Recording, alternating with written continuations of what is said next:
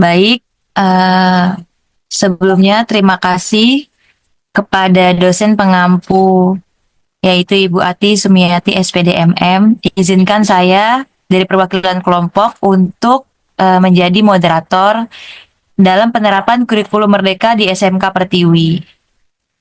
Mata kuliah kajian kurikulum. Next slide.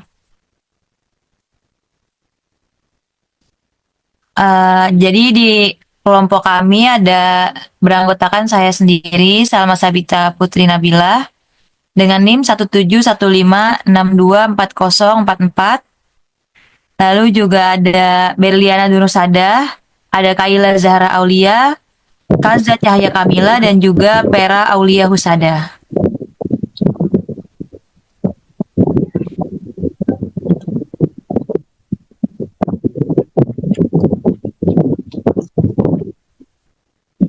Bangke cuy gede banget. Baik, yang pertama di sini tuh ada profil sekolah.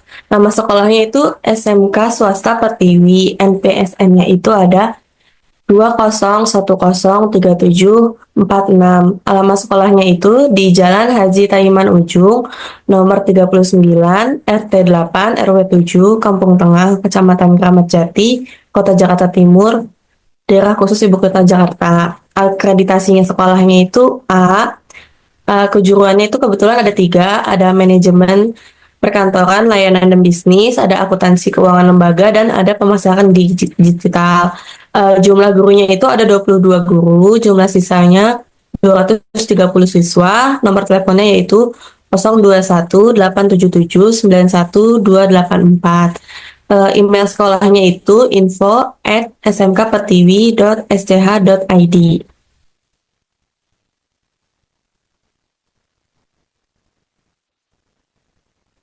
Nah, waktu observasi kami itu pada hari Rabu, tanggal 5 Desember tahun 2024, pukul 9, yang berlokasi di SMK Pertiwi. Informasi narasumbernya ya, kami itu mewawancarai salah satu guru, yaitu Wakil Kepala Ibu Siti, selaku Wakil Kepala Sekolah Bidang Kurikulum.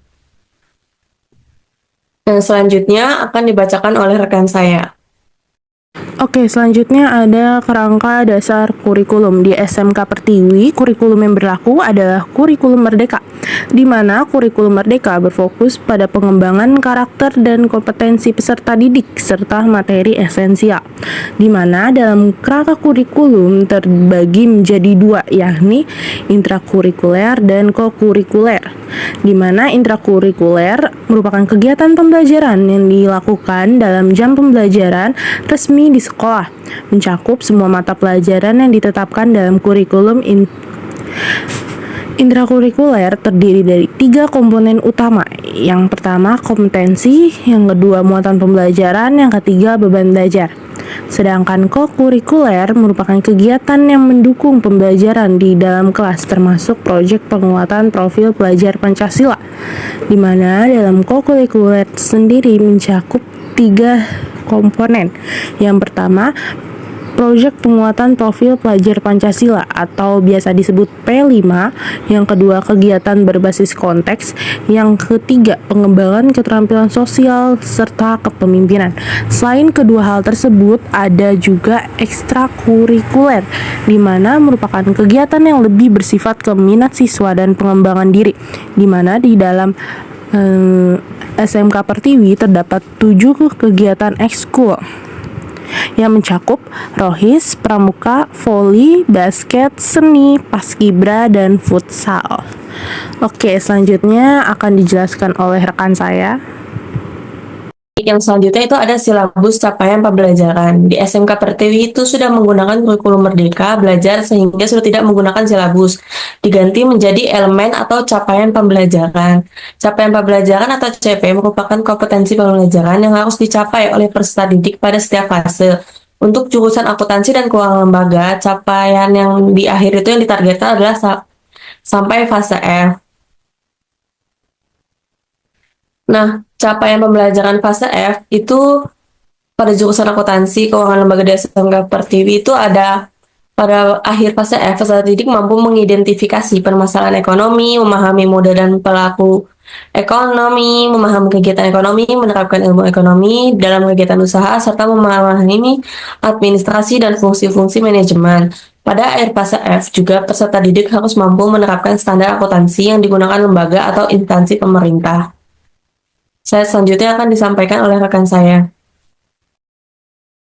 Baik, selanjutnya ada struktur kurikulum. Struktur kurikulum terbagi menjadi 3. Yang pertama ada bobot belajar. Bobot belajar yang merupakan mata pelajaran yang terbagi menjadi 3. Yang pertama ada pelajaran umum, kejuruan, dan juga proyek. Yang mata pelajaran umum ada pendidikan agama Islam dan budi pekerti yang total JP-nya itu 108. Yang kedua ada pendidikan Pancasila yang total JP-nya itu 72, bahasa Indonesia total JP-nya itu 144, pendidikan jasmani, olahraga, dan kesehatan, total JP-nya yaitu 108, sejarah yang total JP-nya itu 72, seni rupa atau seni budaya yang total JP-nya itu 72. Selanjutnya itu ada mata pelajaran kejuruan. Mata pelajaran kejuruan yang pertama ada matematika, yang total JP-nya itu 144, bahasa Inggris total JP-nya 144, informatika total JP-nya 144, proyek ilmu pengetahuan alam dan sosial total JP-nya 216, dasar-dasar akuntansi total JP-nya itu 432. Jadi jumlah JP kelompok mata pelajaran dan kejuruan itu 1080.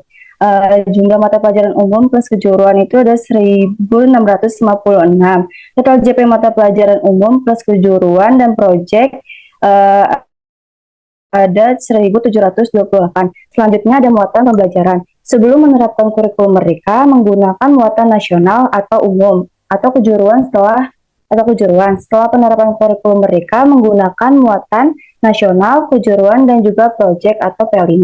Struktur tambahan itu ada pengimplementasian muatan permintaan yang disebar pada seluruh jurusan. Selain itu, sekolah ini juga menambahkan improvisasi internal dengan menyesuaikan pada kebutuhan industri yang ada. Contoh itu akuntansi yang menggunakan komputerisasi dengan aplikasi yang berbeda atau software tambahan. Yang kedua ada manajemen perkantoran yang mengelola administrasi dan operasional. Yang ketiga ada pemasaran, yaitu mengembangkan strategi pemasaran, menambah materi public speaking, dan juga memahami perilaku konsumen. Selanjutnya akan dilanjutkan oleh rekan saya. Oke, selanjutnya pedoman mata pelajaran. Di SMK Pertiwi, sumber pembelajaran berasal dari jurnal-jurnal yang diberikan oleh pendidik. Selain itu, para pendidik juga menggunakan PMM atau Pedoman Merdeka Mengajar sebagai panduan atau pedoman dalam memberikan pembelajaran di kelas. Di SMK Pertiwi juga materi di pembelajaran dibagi menjadi 2, yaitu materi umum dan materi kejuruan, di mana materi ini telah disesuaikan dengan improvisasi internal sekolah serta kebutuhan siswa di dunia kerja. Di sini saya ambil contoh untuk jurusan akuntansi dan keuangan lembaga, di mana di sini jenis mata pelajarannya terbagi menjadi 2. Yang pertama ada mata pelajaran umum dan mata pelajaran kejuruan. Di mata pelajaran umum dibagi menjadi 6 subjek. Yang pertama, pendidikan agama Islam dan budi pekerti. Kedua, pendidikan Pancasila. Yang ketiga, bahasa Indonesia. Yang keempat, pendidikan jasmani, olahraga, dan kesehatan. Yang kelima, sejarah. Dan yang terakhir, seni budaya atau seni rupa.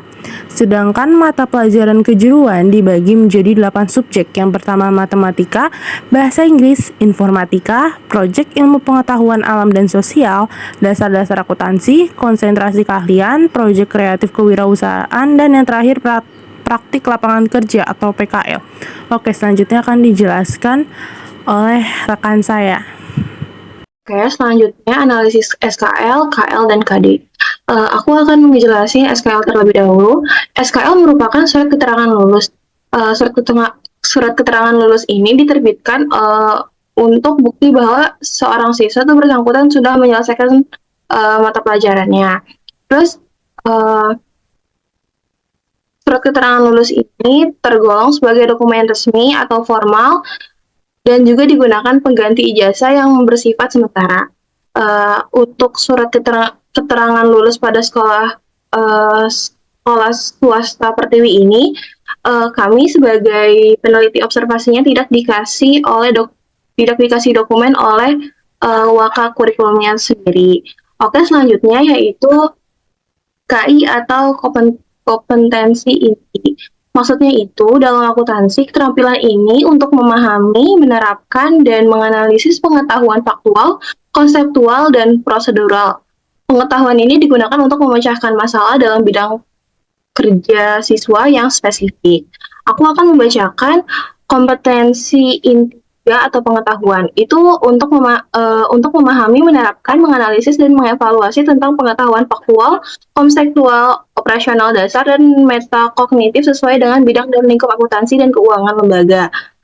Pada tingkat teknis, spesifik, detail, dan kompleks berkenaan dengan ilmu pengetahuan, teknologi, seni budaya, dan humaniora dalam konteks pengembangan potensi diri sebagai bagian dari keluarga, sekolah, dunia kerja, warga masyarakat nasional, regional, dan internasional. Selanjutnya yaitu kompetensi inti 4, yaitu keterampilan untuk melaksanakan tugas spesifik yang menggunakan alat informasi dan prosedur kerja yang lazim dilakukan serta memecahkan masalah sesuai dengan lingkup akuntansi dan keuangan lembaga. Yang ketiga yaitu analisis dan rekomendasi kompetensi dasar. Ketiga pengetahuan atau KI 4 keterampilan adalah untuk program pendidikan 3 tahun dan rujukan KD mata pelajaran akuntansi dasar selama 3 tahun. Boleh di slide?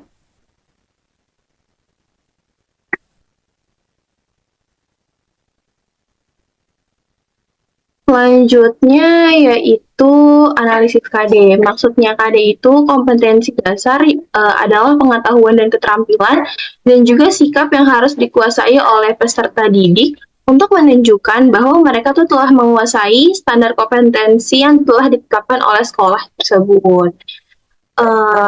Aku membacakan beberapa kompetensi dasar yang ada di sekolah sekolah menengah kejuruan swasta Pertiwi. Yang pertama itu kompetensi dasar pengetahuannya atau KI 3 untuk menganalisis dokumen sumber dan dokumen pendukung pada perusahaan jasa. Terus kompetensi dasar keterampilannya atau KI 4 untuk melakukan pengecekan dokumen sumber dan dokumen pendukung pada perusahaan jasa. Tingkat dimensi kognitifnya itu berbentuk dimensi pengetahuan untuk menganalisis C4 dan kelangkaan masalah pokok ekonomi adalah bentuk pengetahuan metakognitif. Terus kesesuaian dimensi kognitif dengan bentuk pengetahuan itu menganalisis C4 yang dipasangkan dengan kelangkaan dan masalah pokok ekonomi pada metakognitif. Terus bentuk taksonominya itu menyajikan keterampilan konkret tingkat presesi atau P3. Terus kesetaraan taksonomi KD sampai KI 3 dan KI 4 itu KD 3-nya untuk menganalisis atau C4 dengan setara KD 4 yaitu menyajikan. Terus ketercapaian rekomendasi KD atau KD pada MAPEL itu ketercapaian dimensi kognitif dan bentuk pengetahuan semua KD 3 dalam mata pelajaran dan juga semua KD 4 dalam mata pelajaran. Terus PPK atau penguatan pendidikan karakter itu pada sekolah menengah kejuruan swasta Pertiwi itu semuanya rasa ingin tahu, mandiri, dan tanggung jawab. Boleh di slide?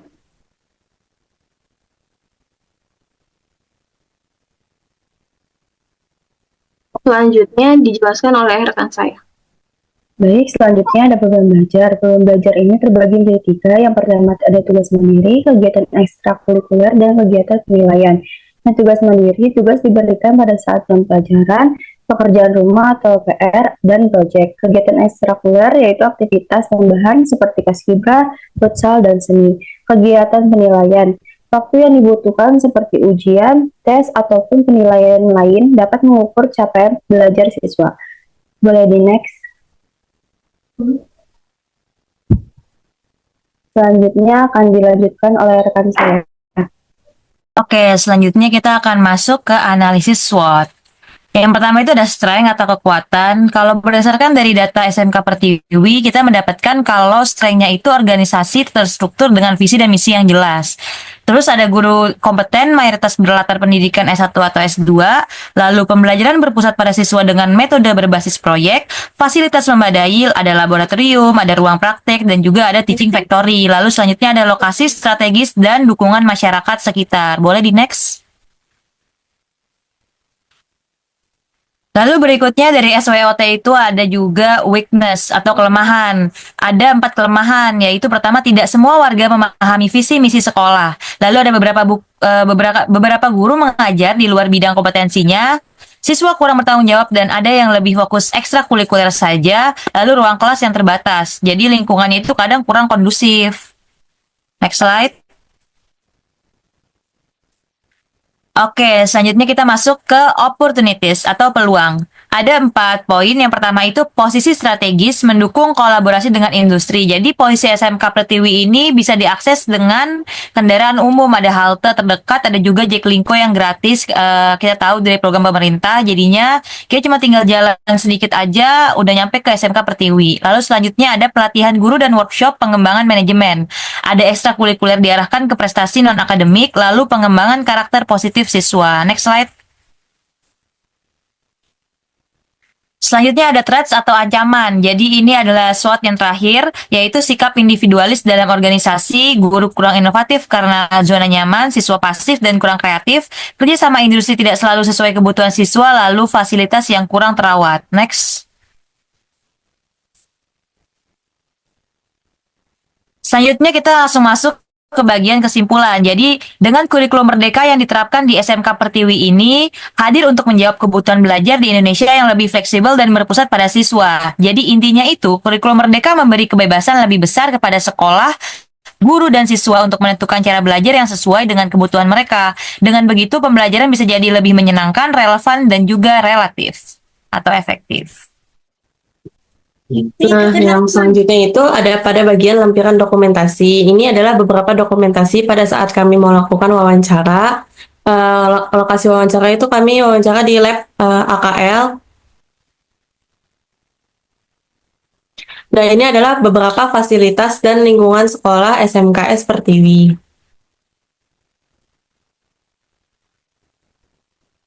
Nah, beberapa ini adalah dokumen-dokumen yang diberikan oleh SMK Pertiwi. Nah, kalau ini tuh poster yang udah kita bikin. Jadi itu posternya itu berisi struktur kurikulum, silabus kurikulum, pedoman mata pelajaran, dan juga ada analisis SWOT.